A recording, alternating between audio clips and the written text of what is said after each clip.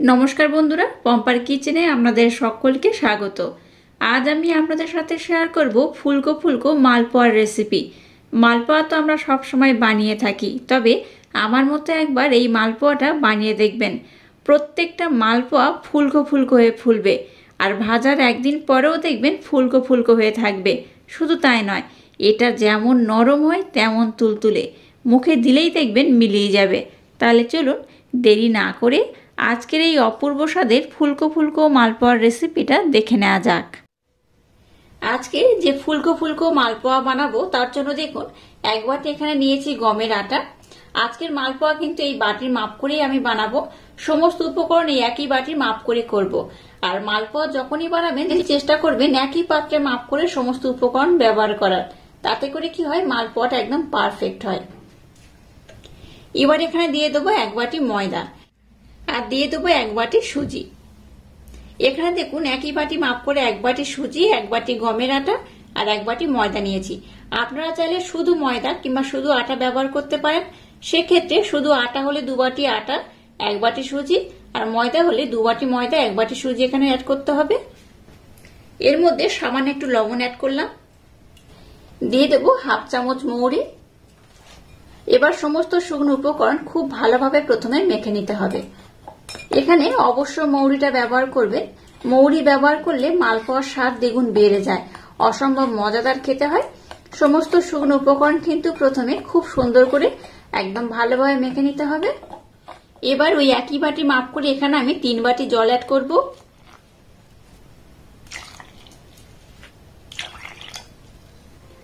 এবার একটা ব্লেন্ডারের মাধ্যমে এটাকে আমি খুব সুন্দর করে ব্লেন্ড করে নেব। প্রথমে আমি 3 বাটি জল অ্যাড করলাম, পরে লাগলে আবার আমি ব্যবহার করব।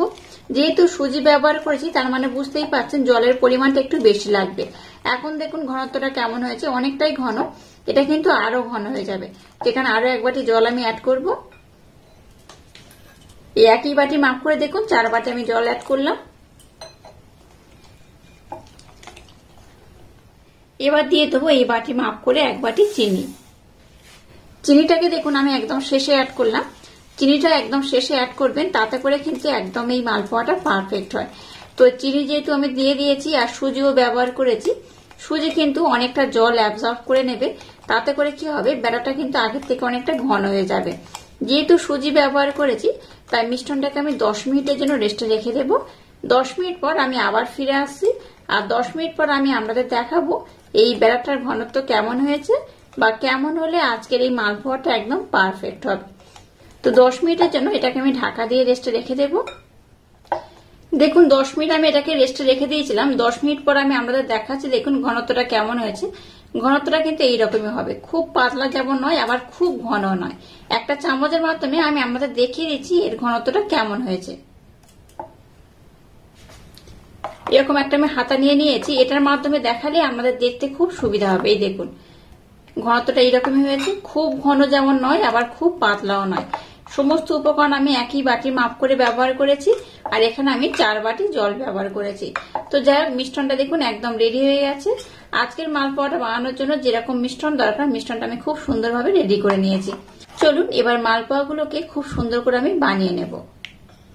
এবার দেখুন গ্যাসটাকে জেলে দিয়ে একটা কড়ার মধ্যে তেল দিয়ে তেলটাকে মিডিয়াম গরম করে নিয়েছি।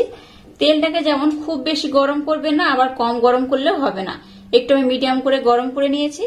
এবার যে ব্যাটারটা বানিয়েছি এক হাতে এখানে দিয়ে দেব।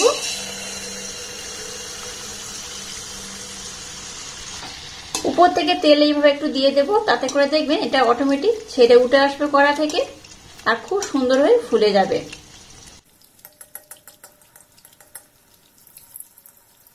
এই দেখুন কতটা সুন্দর হয়ে ফুলে গেছে, দেখুন বলের মতো একদম ফুলকো ফুলকো হয়ে ফুলে গেছে। এই দেখুন খুব সুন্দর এটা হয়েছে। এইভাবে অবশ্যই একবার হলেও ট্রাই করবেন, প্রত্যেকটা মালপোয়া কিন্তু এরকম বলের মতো ফুলে যাবে। গ্যাসের ফ্লেমটাকে একদম লো টু হালকা মিডিয়াম দিয়ে মালপোয়াগুলোকে খুব সুন্দর করে আমি ভেজে নেব। এই দেখুন কতটা ফুলে গেছে, দেখে বুঝতেই পারছেন কতটা সুন্দর হয়েছে। এটা উল্টে দিলাম।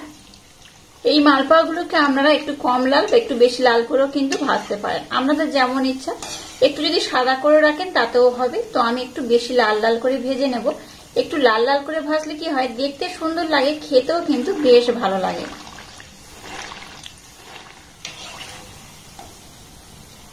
দেখুন মালপোয়াটাকে আমি কত সুন্দর করে ভেজে নিয়েছি আর কত সুন্দর দেখতে হয়েছে দেখুন।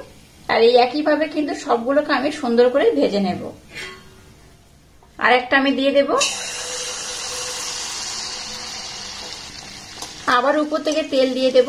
প্রত্যেকটা মালপোয়া কিন্তু বলের মতো ফুলে যাবে। এই দেখুন কতটা সুন্দর ফুলেছে, দেখে বুঝতেই পারছেন অটোমেটিক কতটা ফুলে গেছে।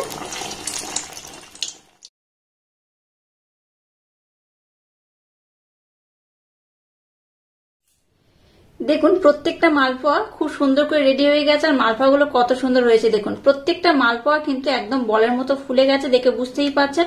আর এই মালপোয়াগুলো ভিতরে কিন্তু ভীষণ নরম, খেতেও অপূর্ব অসাধারণ। প্রত্যেকটা মালপোয়া দেখুন একদম কিন্তু বলের মতো ফুলে গেছে। আর এগুলো হয়ে যাওয়ার পর আমি কিন্তু একটু ঠান্ডা করে নিয়েছি যাতে আমাদের কেটে দেখাতে পারি। দেখুন ঠান্ডা হয়ে যাওয়ার পরও কিন্তু প্রত্যেকটা মালপোয়া কিন্তু একদম বলের মতো হয়ে ফুলে আছে। তো একটা আমি আমাদের দেখাচ্ছি, দেখুন ভিতরটা কত সুন্দর হয়েছে। এই দেখুন কতটা ফুলে গেছে, দেখে বুঝতেই পারছেন। এই দেখুন প্রত্যেকটা মালপোয়া কিন্তু এইভাবে ফুলে গেছে। আর ভিতরটা দেখুন কত সুন্দর হয়েছে। একবার হলো আমার মতো মালপোয়াটা এইভাবে ট্রাই করবেন, আশা করছি আপনাদের ভীষণ ভালো লাগবে। তো আর একটা আমি দেখাবো আপনাদের। দেখুন প্রত্যেকটা মালপোয়া কিন্তু একই রকম ভাবেই ফুলে গেছে। এই দেখুন, এই দেখুন কতটা ফুলে গেছে। এই দেখুন একবার আমার মতো এই মালপোয়া না বানিয়ে খেলে আপনারা বিশ্বাস করতে পারবেন না যে এই মালপোয়াটা কতটা টেস্টি হতে পারে। আর আজকের এই ফুলকো ফুলকো মালপোয়ার রেসিপিটা যদি আপনাদের ভালো লাগে তাহলে চ্যানেলটাকে লাইক, শেয়ার, কমেন্ট এবং সাবস্ক্রাইব করবেন। আর পাশে থাকা বেল আইকনটা প্রেস করে দেবেন। তাহলে টাটা, আবার দেখা হচ্ছে নতুন কোনো রেসিপি নিয়ে।